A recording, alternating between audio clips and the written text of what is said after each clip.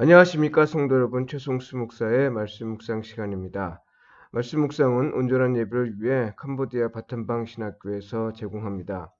오늘 본문은 스가랴 8장 1절로 23절까지의 말씀이고요. 하나님이 처소로 삼으시는 곳에서 일어나는 놀라운 일들, 이 제목으로 말씀을 묵상하겠습니다. 포로 생활에서 귀환한 사람들이 가장 먼저 한 일은 무너진 성전터에 성전을 재건하는 것이었습니다. 이 일은 안팎으로 방해가 많아 생각처럼 쉽지 않았죠.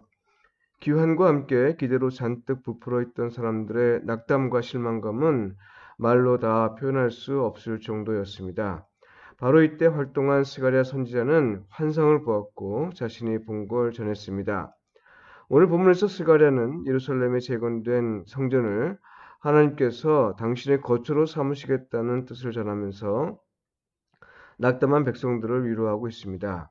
하나님이 성전을 당신의 거처로 삼으시면 일어날 일을 소망하게 하면서 성전 재건을 위한 용기를 줄 목적인 거죠.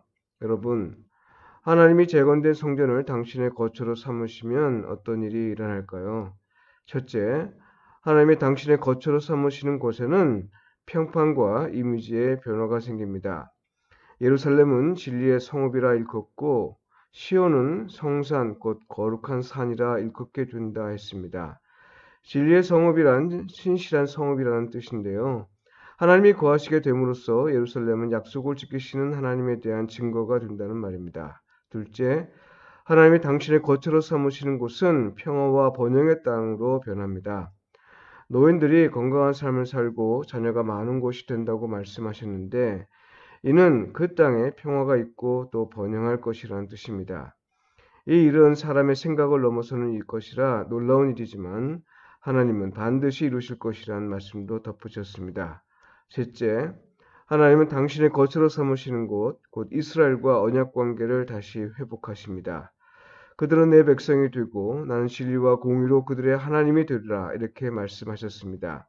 넷째, 하나님이 당신의 거처로 삼으시면 그 땅의 백성은 하나님의 구원을 받고 복이 됩니다.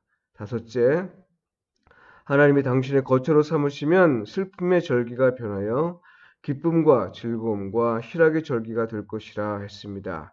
그리고 여섯째, 하나님이 당신의 거처로 삼으시면 하나님이 그곳의 백성과 함께 계심을 전해들은 이방 민족은 하나님의 은혜를 구하러 몰려올 것이라 했습니다.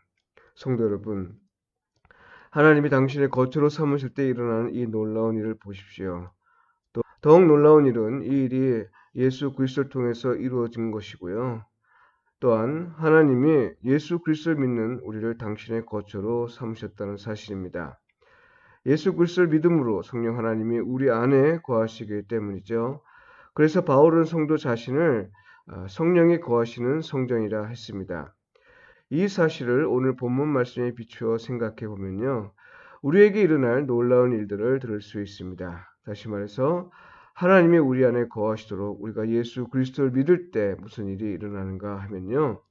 오늘 본문이 말하는 6가지 놀라운 일들이 우리에게도 일어난다 이 말이죠. 그리스도를 향한 하나님의 구원이 이루어져 그리스도인은 하나님의 신실함에 대한 증거가 될 겁니다. 그리스도인은 평화를 누리게 되고 내적으로 풍성해지고 성숙해집니다. 과거에 잘못해서 돌이키면서 하나님과의 언약 관계가 다시 회복할 겁니다. 그동안 그리스도인을 보고 비웃었던 사람들이 오히려 우리를 보고 놀라며 부러워하게 될 것이고요.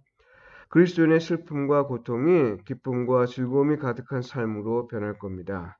그리고 무엇보다 하나님이 그리스도인과 함께 계심을 보고 수많은 사람이 하나님의 은혜를 구하러 그리스도인에게 몰려올 겁니다. 그런데요, 하나님은 그리스도인을 당신이 거하시는 곳으로 삼으시면서 그리스도인이 하나님의 영광에 합당한 반응을 하며 살기를 원하십니다. 그건 하나님의 은혜에 대한 반응이라 할 수 있는데요.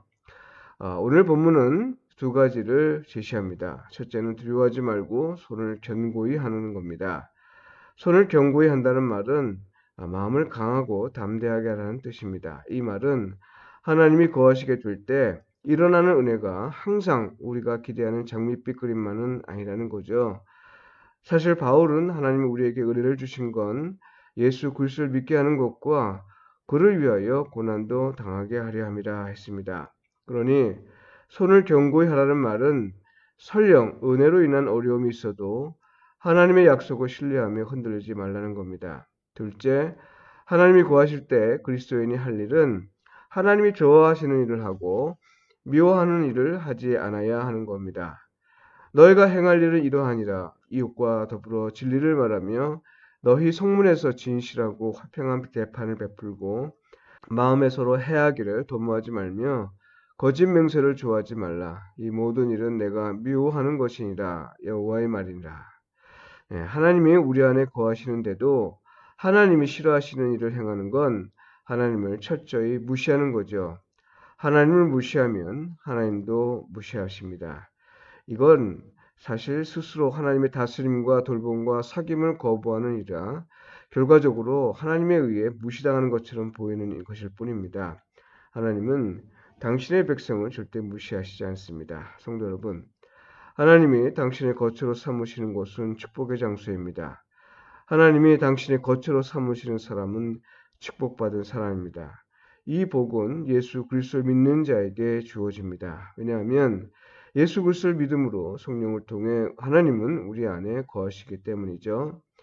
오늘은 사순절 13번째 날입니다. 오늘도 주 안에 거하시면서 하나님의 처소가 되고 이 은혜 안에서 사는 일에서 성령님의 인도하심을 받으시길 바라고요.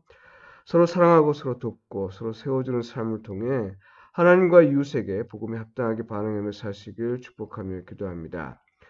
또한 이번 주에는 신학교 개강이 있습니다. 교수와 학생이 언어의 한계를 넘어서 복음을 잘 소통할 수 있게 하시고 올바른 신앙을 가르치고 배우는 일에서 부족하지 않도록 인도해 주시길 기도해 주십시오.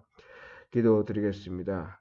주님, 우리는 부족하고 연약하고 죄인입니다. 그러함에도 불구하고 우리를 하나님의 처소로 삼아주시니 감사합니다. 주께서 베푸신 은혜를 신뢰하여 어떤 어려운 일이 있어도 능히 이겨나가게 하시고 일상의 삶에서 하나님의 처소에 합당한 삶을 사는데 부족함이 없게 하소서. 예수님의 이름으로 기도드립니다. 아멘.